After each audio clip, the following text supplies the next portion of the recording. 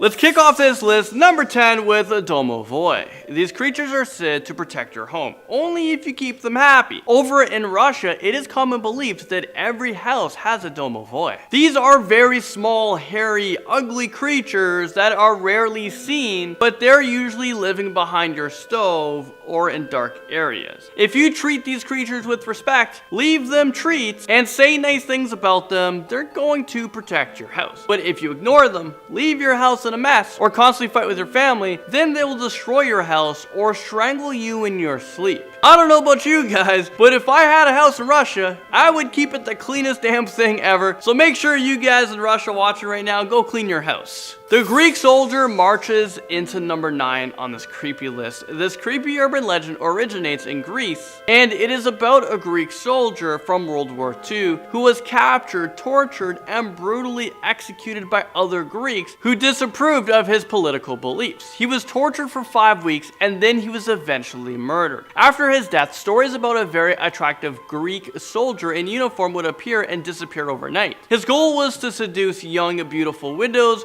or virgins and impregnate them. 5 weeks after the mother gave birth to the baby, he would disappear for good, but he would leave a letter that explained why he disappeared. The letter said that his main goal was to return from the dead in order to spread his seed so that his sons will eventually get vengeance on those who murdered him. I mean, this just sounds so morbid and pretty damn dark. Let's just move on. The hostel urban legend. We're going to be talking about that. It's going to haunt us in at number 8. Have you guys ever seen the movie Hostel? Well, it's about college students who are backpacking through Europe. This is why I'm afraid to backpack. Well, one of their stops was in Amsterdam. They decided to rent a room at a hostel that was known for their partying. Well, they found themselves in a terrible situation full of torture chambers and murderers. So yeah, this movie was inspired by the hostel urban legend in Europe. According to the legend, hundreds of people who backpacked through Europe each year, they would mysteriously just disappear. Some people speculate that they are held in a torture room by a sick and sinister murderer, and others say that they were cut up and had their organs sold for money. A lot of people believe that this urban legend is so true that many of them stay in hotels while in Europe, but I'm starting to think that hotels are the ones that are starting this urban legends to, try to generate more money.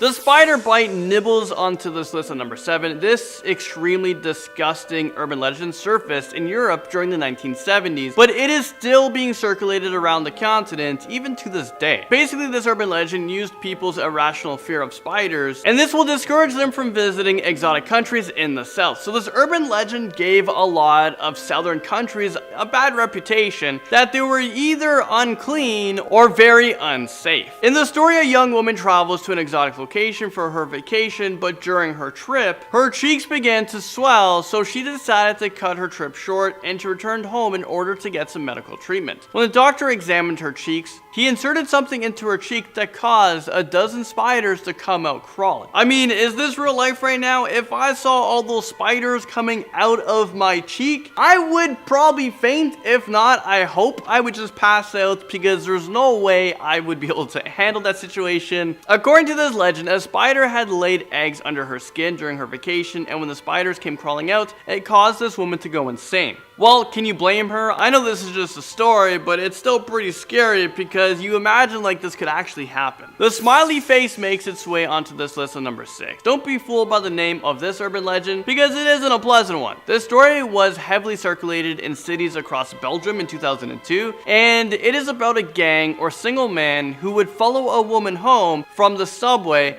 and attack her in an abandoned alleyway. The gang or this man would give her a choice. They said that she can either be raped or smile forever. Seems like there's an obvious choice, so the woman easily picked the second option, but it resulted in her mouth being sliced open at the corners all the way up to her ear that it kind of resembles a clown's smile. I mean, this would be incredibly painful. I couldn't imagine that actually happening to someone. I'd really hope this urban legend is just a legend and it's not actually actually a true story, because this would be a really bad form of torture. The Strigoi bites its way into number 5. Alright, so this urban legend originates in Romania, and I think by that, you'll be able to guess what this urban legend is about. If you guessed vampires, you'd be close. However, the Strigoi are much more intense and hardcore than Dracula will ever be. This urban legend states that the Strigoi are almost like a hybrid between vampires and werewolves. So similar to vampires, they like to stalk the streets at night, but what makes them more powerful is that they're able to shapeshift into any creatures they want. So yeah, basically they're unstoppable. They can also make themselves invisible. Okay, so now that's not even fair. According to one legend, a Romanian girl claimed to have been visited by a Strigoi that took the form of her dead uncle. So the family decided not to take any chances, and they actually dug up his grave, cut his heart out, and burned it. Yeah, I'm not sure if those were the steps that I would take, but I would strongly consider it for sure. The death car crashes onto this list at number 4. This urban legend is famously known in Poland as the Black Volga, and this story originated back in the 1960s and quickly spread throughout Eastern Europe. This legend goes something like this. There is a Black Volga that is driven by evil priests and nuns, black-robed Satanists, vampires, and even the devil who would abduct people, and then they would be sacrificed to evil spirits. People have claimed that they've seen this car driving around Poland, but instead of having mirrors on the side of his car, it had ram horns. The modern version of this urban legend claims that the Black Volga is driven by gang members or thugs who abduct people in order to harvest their organs and then sell them to the rich, Americans or Arabs who suffer from terminal illnesses. So the moral of this story is, if you see a Black Volga, you might want to run for your life because you could be the next victim. The boogeyman tiptoes into number 3 on our list. I think it's safe to say that almost every country has their own variation of the boogeyman. I know for me, the boogeyman, he lives under my bed. Not sure what he looks like because I don't dare look underneath there at nighttime. But if you're going to be talking about the Czech Republic's version of this, they refer to their boogeyman as a bubek. That's what they call the boogeyman. He is supposed to look like a terrifying scarecrow and makes chilling sounds of a crying baby in order to lure his unsuspected victim. That's one of the most creepiest things ever. When there's a full moon, he weaves a cloth from the souls of the people that he has stolen, and he drives a cart that is pulled by cats. The bubek's main target is misbehaving children, but he doesn't discriminate. He is said to eat anyone or anything that is foolish enough to cross his path. So I guess what I've learned from this urban legend is to not wander around creepy abandoned places when there is a full moon. I'm gonna do it when there's a half a moon. And if I ever hear a crying baby, I'm just going to run the other way. Okay, not really.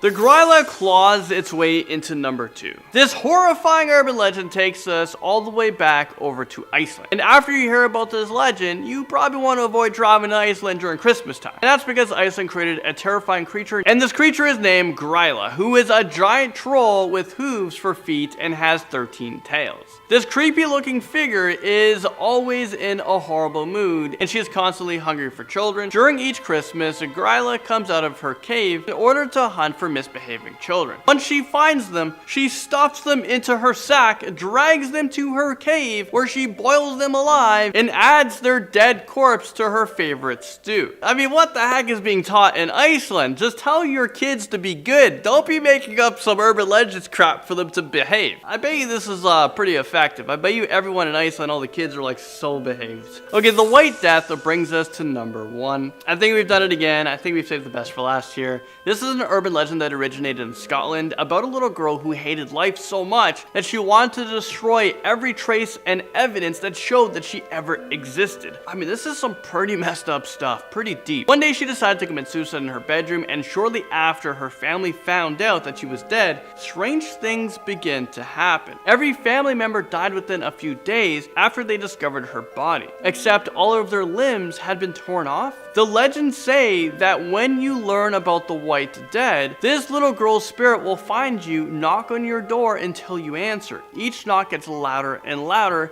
until you finally open the door. But when you do, she will brutally murder you because she is scared that someone will tell someone else that she exists. So basically this little girl is very sinister and will stop at nothing to prevent people from knowing about her. So I guess we're all kind of screwed now. If you hear knocking at your door tonight, I suggest you guys don't answer. Yeah, I'm pretty freaked out right now.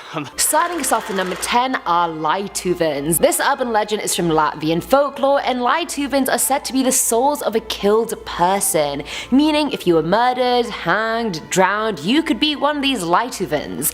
These souls are cursed to remain on Earth as long as their fate permits them to, and in some parts of Latvia they believe they're the souls of unbaptized children, so it really depends on the version you grew up with. They're meant to be extremely dangerous, and I'm not surprised. I mean, if I was stuck on Earth for centuries when I didn't want to be, I'd start causing shit as well. I think anyone would. They've been known to attack domestic animals and humans, and a common method for them is sleep paralysis. They strangle us in our sleep, but you can escape the attack if you move the toe on your left foot.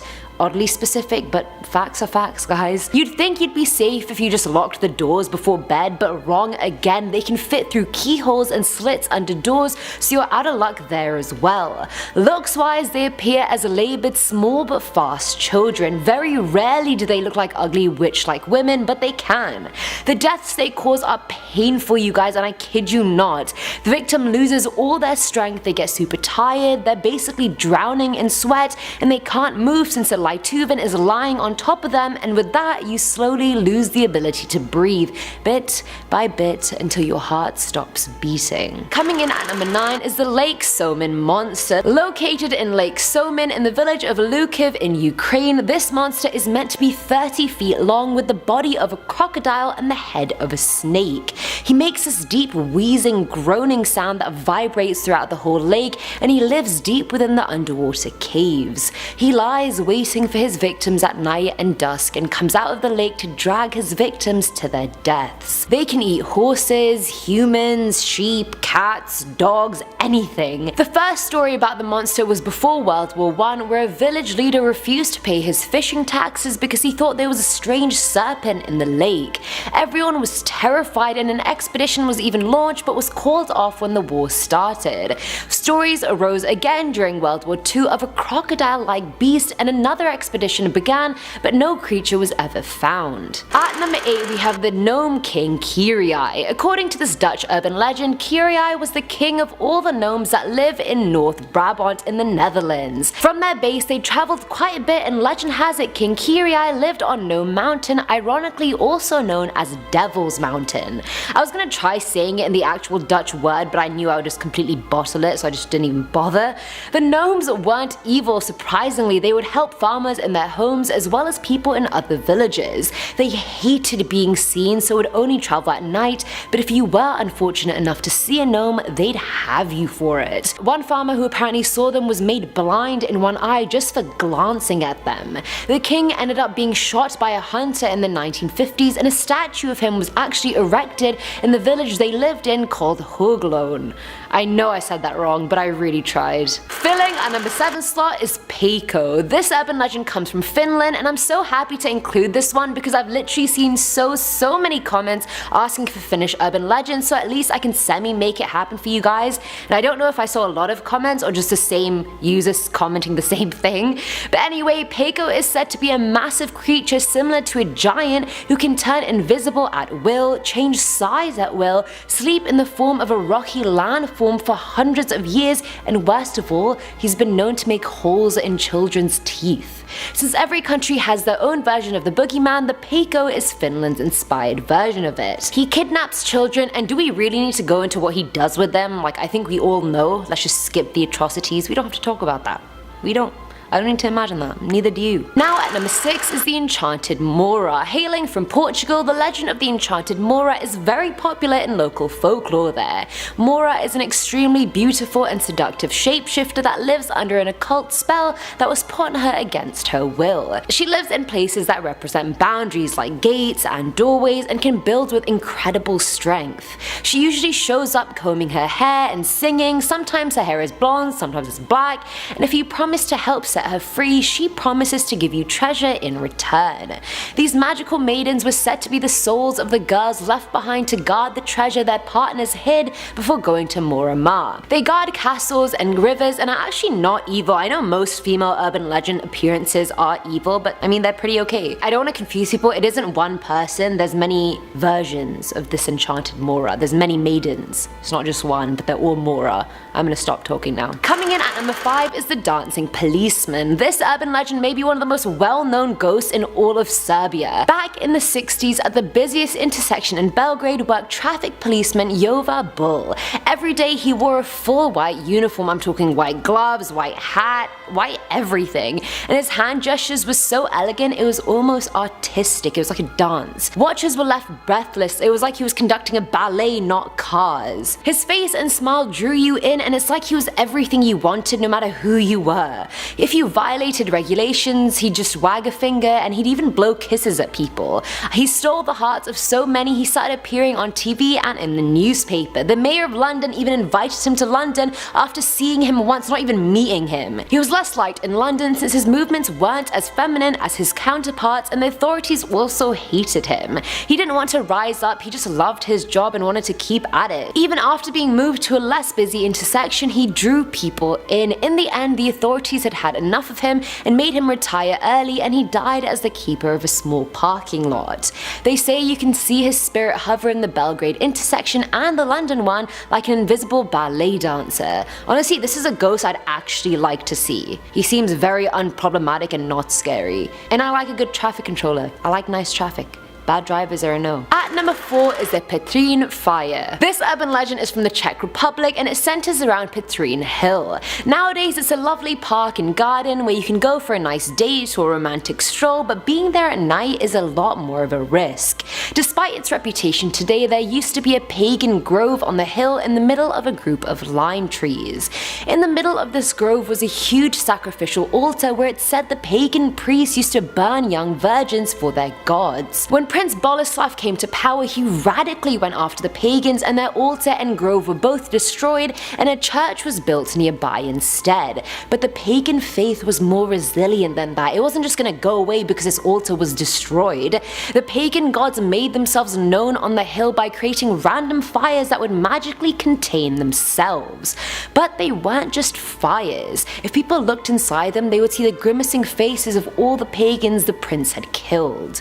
And these fires are still happening till this day at night. They happen at random times and can last for around 20 minutes. If any of you subs are from Czech Republic and are watching this, can you let me know if you've seen these fires? I really need to know. Thank you. Filling at number 3 slot is the house on Rataskäivu Street. This one comes from Estonia and follows the story of a house located on Rataskäivu Street. The man who lived there was trash. Honestly, he wasted all of his money and honestly had no future, and on top of that he was heavily in debt. One night he thought enough was enough. Life didn't seem worth living anymore, and so he tried to commit suicide. Just as he was about to do it, a stranger broke into his room asking for one thing. Let the man get married on the top floor of his house, and if he agreed, he would be rich beyond his dreams. But there was one condition: no one could eavesdrop on this wedding. If they did, it would cost the man his money and the eavesdropper their life. And did I mention the stranger was the devil himself? Sorry, I should have included that earlier, but you know, I like the build up. Anyway, the night of the wedding, the guests arrived, but you couldn't see them. You could hear them, but they were invisible, enjoying the festivities somewhere in the ether. The lights were on, the music was playing, the house was shaking like the weight of the guests was overloading it. As it became 1 AM, everything stopped. Everything was silent. The man was expecting his fortune, but as he was making his way upstairs, his butler got sick and died. He'd been eavesdropping on the wedding, and we knew what would happen if that happened, guys. We were forewarned. That room of the house that he died in is said to be walled up now, and the window facing the street is also boarded up. Never make a deal with the devil, people. It literally never ends well. Ever. Did I mention ever? Because it doesn't. How many videos of this do I have to make? No deal with the devil. Thank you. Now at number 2 is the pastor's wife. This legend is pretty tragic, I'm not gonna lie, and it hails all the way from Denmark. Way back when, a woman married a pastor, but she was hiding a massive secret. Under no circumstances ever did she ever want kids, so much so, she found a witch who told her she was gonna have 7 kids in the future. The witch gave her 7 stones to throw into a well, and that would prevent all the pregnancies. She did it and resumed normal life. Her and the pastor went for a walk one night, and he realized his wife didn't have a shadow. Everyone has a shadow, why the hell doesn't she? He realized she must have done something horrifically evil for this to happen and tried getting her to confess to him, but she refused. He kicked her out of their house and forced every villager to refuse her. He cursed her by saying it's more likely a red rose would grow out of his stone dining room table than for her to redeem herself. Harsh words. Absolutely crushed, the woman left the village and found a priest in another village nearby. He said to redeem herself she had to stay in the church overnight with a book he had given her, and that she can't give the book to anyone no matter what because many will be asking for it. And he was right. That night she was haunted and spat on by all the kids she would have had. They verbally abused her for being so selfish, but she got through it and the next day she was redeemed. But the priest said the only catch now is that you only have 1 day to live. She rushed back to her village hoping to see her husband one last time, but again no one let her in except one kind soul. She died behind an oven in that person's house, and the next day the pastor was heart attack level shocked when he saw a red rose coming out of his stone table. Overcome with heartache, he searched for his wife everywhere, and when he found out she was dead, he went mad and died soon after. I have no words. It hurts me. It hurts me here. And finally, at number 1 is Polodnica. Hailing from Slovakia but appearing in a lot of Slavic folklore, Polodnica is the noon demon, also known as Lady Midday or the Noon Witch. She mostly appears during the summer as a beautiful young woman in white, or an old hag, or even a 12-year-old girl who roams fields in the countryside. She takes the form of dust clouds and then appears literally out of nowhere and is always carrying a pair of shears or a scythe. She'll trick workers on the field by asking them a hard question, and if they answer it wrong, which most of them do, she'll quickly just change the subject and then behead them. Literally savage. She either beheads you, or if she's having a good day, she'll just give you a terminal illness. I don't know which one is better, to be fair. Neither really. One's a sudden death and the other is a slow burner. I don't know which one I'd choose. Which one would you choose? Probably the beheading, I feel. But then, I'd have more time with it.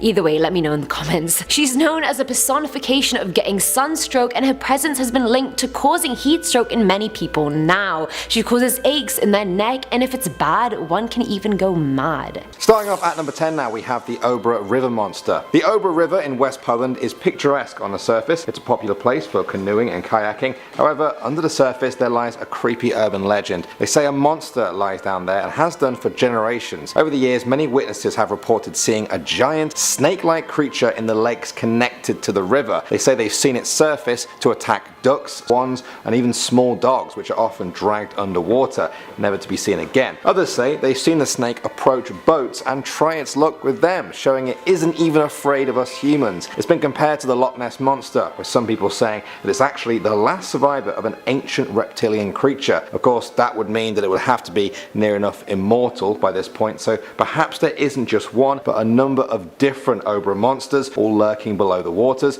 waiting until their numbers are strong enough to return to the surface. Next up at number 9 now, we have the Rusalka. This is a Polish tree spirit, traditionally thought to inhabit the woods and lakes of western Poland. Rusalka were thought to be the spirits of murdered girls. They yearn for continued existence, but for that they need the energy of the living. So, at certain times of the year, they will climb out of their lakes and sit on the branches of willow and birch trees. There they wait for a man. He will become infatuated with the undead temptress and follow her back into the water. She will then entangle him with her long hair and pull him to the bottom to drown. In the olden days, it was said that the Rusalka really didn't like women, probably out of jealousy. Women would hang scarves and linen in the forest to appease the Rusalka. If you're planning a trip to Poland and want to avoid these, they are said to become most dangerous around early June, especially during a time known as Rusalka Week, where the spirits leave the woods and cause crop damage, illness and death across the land. Moving on to number 8 now, we have the Striga. This is a a female creature who feeds on human blood. Every country we've looked at seems to have a vampire legend. This is Poland's. The Striga's origin is connected to the belief of duality of the souls. A common explanation is that most of the time humans are born with a single soul. I mean, how could they not? Right? Well, apparently sometimes, very rarely, a person is born with two. They may live a totally normal life, but when they die, only one soul leaves the body. The second gets trapped inside the body, keeping it alive in an undead sort of way, more vampire than human. They are now a Striga, bound to living between the spheres of life and death until the second soul leaves too. At first, they may look quite human, but as time goes on, they change. They may start out getting grey or blue skin. Then their features become bird-like. They grow claws, bird eyes, and have feathers growing off their back. During the day, they sleep in their own graves and then come out at night for a hunt. They need human blood to survive and will suck it out of their victims while eating their entrails. I know. Apparently, you can tell if someone is going to turn into a Striga if they are born with an extra appendage of sorts, 2 rows of teeth, 2 hearts, or just any other anomaly like that. Just warning you all. Next up at number 7 now, we have the Ogniki. These are demons which guard the graves where forgotten treasures are hidden. In life, they used to be humans, but only a specific kind of person becomes an Ogniki. It's not necessarily evil people, but deceitful ones, people who are fraudulent or unjust to others. The Ogniki live in marshes and swamps. They are hostile to people. If lost wanderers reach the areas haunted by the Ogniki, they are led into the most dangerous parts of that swamp and drowned in a pool of slime. People are drawn to them by the lights they leave flickering over the swamps. They are said to be hypnotic in nature, pulling them in. The lights sometimes appear as a pair of hands holding either a candle or an indescribable light source. Either way, the light will always be where the treasure is not. You see, the Ogniki are greedy spirits who try and draw humans away from the treasure they are protecting. This is a reflection of the greed they had in life. Next up at number 6 now, we have the Zmori. These are evil, half-demonic creatures that feed off human life force. But there is a catch. They can't actually kill their own prey directly. Polish mythology describes them as the wandering souls of those living people who were lost in a deep sleep state or suffering from a severe disease. The souls left the body as it began to fail. Now they remain between the world of the living and the world of the dead. They enter people's houses at night, seeking the vital human energy they need. They sit on people's legs or chests as they sleep, causing sleep paralysis or breathing problems. That's when they feed on your life force. The Zmori may be spirit-like, but they are more physical than ghosts. It's said that they can't actually pass through physical objects like doors or walls, but they don't really need to though. The Zmori can take on any form they like. They can become as flat as a pancake to slide under your door, or as thin as a hair to slide right through your lock. They prefer to stay invisible, but some can take the form of a human where they would have a semi-transparent body. Attacking humans is their ultimate goal, but they will also go for animals too. They say the Zmori like horses for their strength. You can tell a horse has been visited by one because it will be sweating and visibly exhausted in the morning. If you ever have a morning like that, maybe you have been visited too. Next up at number 5 now, we have the Bogniki. These are female personifications of the wild forces of nature in old Polish mythology. They are seen as demons that only have 2 approaches to us humans, neutral or hostile. There are no friendly ones. They attack humans. Specifically, they attack women during childbirth. That's right, when a woman is at perhaps her most vulnerable point, giving birth to a human life after hours of labor and 9 months of carrying, that's when the Bogniki attack them. That gives you guys an idea of the moral compass of these creatures. They replace the newborns with changelings. They look like humans, but they are actually infant Bognikis. Although they need and prey on us, they aren't usually found in towns or cities, preferring instead to dwell in swamps, lakes, rivers, forests, woods, and mountains. Some say the Bogniki are the spirits of women who died in childbirth, committed suicide, or even murdered a child. They say that witches can summon Bogniki and pray to them to get help. If witches pray to you, you're probably not a good thing. Moving on to number 4 now, we have the Polondicha. They are said to be the demons of young women who died before, during, or shortly after their wedding. They are the lost souls of maidens who were not able to have the happy marriage they wanted because death snatched it away from them. They are said to appear around noon on the hottest days of summer, wandering in the fields of golden crops. Now if you see them from a distance, they may look pretty normal. Beautiful women, dressed in blinding white clothes, their hair loose, and sometimes wearing a flower crown. However,